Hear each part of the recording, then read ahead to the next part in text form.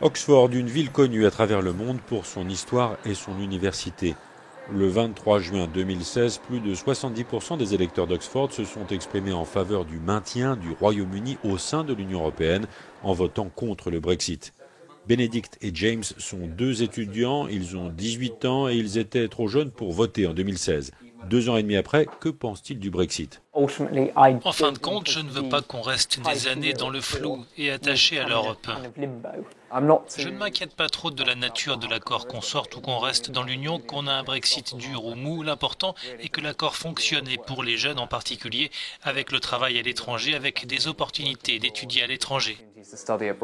Benedict, si tu avais la possibilité de voter aujourd'hui, tu voterais pour ou contre le Brexit ?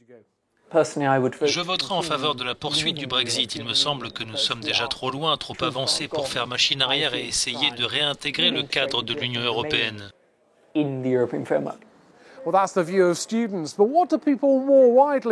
Voilà, c'est le point de vue des étudiants, mais après toute cette agitation qui s'est emparée de Westminster, que pensent les habitants d'Oxford du Brexit ? Nous allons faire notre propre sondage avec 3 possibilités. Oui, l'accord de Theresa May doit être appliqué. Non, le Parlement doit le rejeter. Ou bien, ni l'un ni l'autre, un second référendum devrait avoir lieu. On a beaucoup menti aux électeurs lors du premier référendum. Cette fois-ci, il y aurait davantage d'informations sur la réalité du Brexit. Les Britanniques devraient pouvoir voter une deuxième fois. Il y a eu beaucoup de mensonges, je suis d'accord. J'aimerais pouvoir voter une fois encore. Alors, c'est un bon accord ? Oui, c'est le bon accord.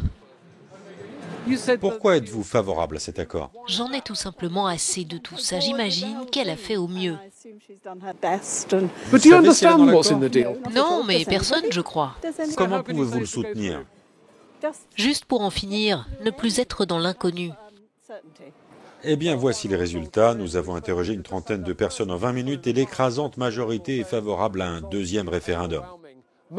Comme dans d'autres villes à travers le Royaume-Uni, Oxford attend avec anxiété de savoir ce que le Brexit réserve au pays au moment où le Parlement se déchire sur les choix du futur.